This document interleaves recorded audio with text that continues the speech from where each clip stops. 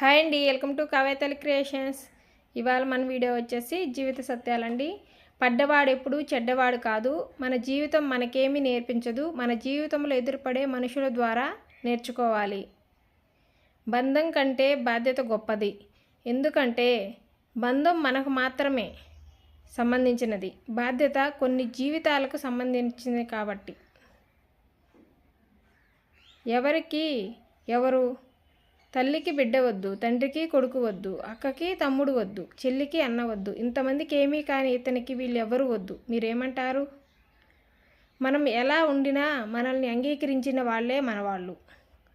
అప్పు, పగ, రోగం ఈ మూడు లేకుండా వాడు గుడిసెలో బతికినా వాడు కోటీశ్వరుడే అవుతాడు. ఎందుకంటే ఈ మూడు ఉంటే నీకు ఎన్ని కోట్లు ఉన్నా కానీ నీకు మనశ్శాంతి ఉండదు. కాబట్టి నన్ను 10 అడుగుల దూరం పెట్టాలి అనుకున్న వారికి నేనే 100 అడుగుల దూరంలో ఉంటాను. అదే మంచిది కదండి. ఏమి జరిగినా, ఎన్ని పరిస్థితులు ఎదురైనా ఒకరికొకరు తోడుగా ఉంటూ కలిసి మరణం వరకు ఉండేదే బంధం.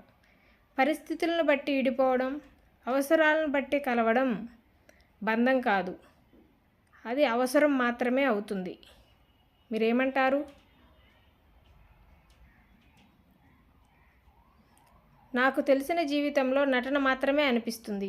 ఎవరికి అవసరాలు వారివి, ఎవరి స్వార్థాలు వారివి. అవి తీర్చడానికి ఒక మనిషి ఉండాలి. అంతేకాని ఆ మనిషికి విలువ ఇవ్వరు.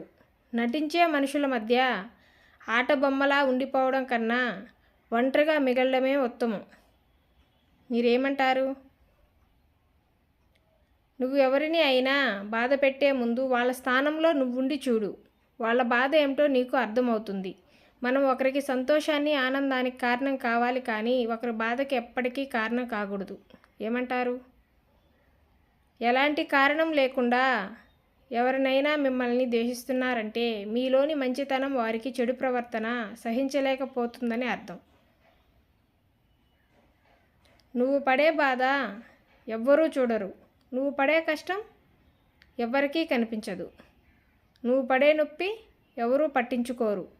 కానీ నీ తప్పులను మాత్రం అందరూ వెలికి తీసి చూస్తారు. నువ్వు నిరూపించుకోలేకపోవచ్చు, నువ్వు నిరూపించలేని నిజాన్ని. అబద్ధాలు మాత్రము కావు, వాళ్ళు నమ్మగలిగే అబద్ధాలన్నీ నిజాలు కావు. మధ్యతరగతి జీవితం ఒక భయం. ముందుకు వెళ్ళాలంటే భయం, అక్కడే ఉండాలంటే భయం, ముందుకు వెళ్తే ఏం జరుగుతుందో అన్న భయం, అక్కడే ఆగి ఉంటే ఏమి కోల్పోతామోనన్న భయం. ఇలా మధ్యతరగతి కుటుంబాలు బతుకుతున్నాయి. మీరేమంటారు? మన ఛానల్ కానీ ఫస్ట్ టైం చూస్తుంటే తప్పకుండా సబ్స్క్రైబ్ అయితే చేసుకోండి. ఇటువంటి మరిన్ని వీడియోల కోసం తప్పకుండా ఒక లైక్ అయితే ఇవ్వండి. ఎదుటివారు నీ గురించి కావాలని మాట్లాడే చెడు నీ పాదాలకు అంటుకున్న దుమ్ము లాంటిది. దుమ్మును ఎలా దులుపుకొని పోవాలి, దుమ్మును తీసి నీ నుదుటిన మాత్రం ఎప్పుడూ రాసుకోకూడదు.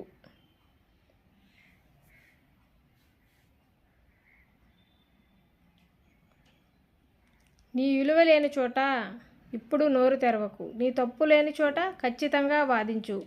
అనవసరం అనే చోట మౌనంగా ఉండు. కానీ అవతల వాళ్ళు మాట అంటే మాత్రం పడకు. నువ్వు ఆనందంగా ఉండాలని కోరుకునే వారికంటే నువ్వు బాధపడాలని కోరుకునే వారే ఎక్కువగా నీ చుట్టూ ఉంటారు. అటువంటి వారికి పట్టించుకోకుండా ముందుకు సాగిపోవాలి.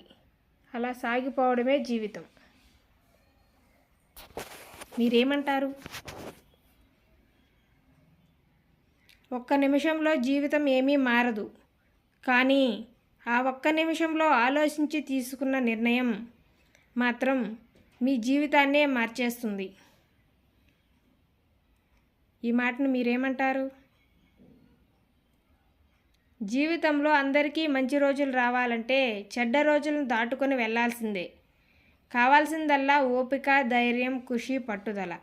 ఇవన్నీ ఉంటే చెడ్డ రోజుల తర్వాత మంచి రోజులు ఎవ్వరి జీవితంలోనైనా తప్పకుండా వస్తాయి. వాటి కోసం ఎదురు చూడడమే మనిషి చేయాల్సిన పని. మీరేమంటారు? మనిషి పాడయ్యేది రెండే విషయాల వల్ల. ఒకటి, ఎవరో చెప్పింది వినడం వల్ల.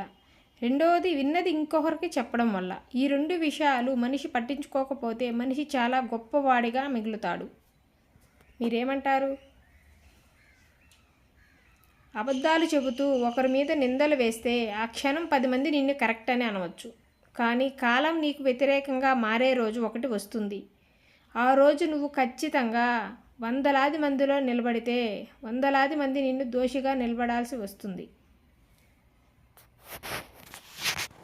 ఆ రోజు నువ్వు నిజం చెప్పినా ఎవ్వరూ నమ్మరు. ఇటువంటి మరిన్ని వీడియోల కోసం మన ఛానల్ సబ్స్క్రైబ్ చేయండి. Thank you for watching. Please like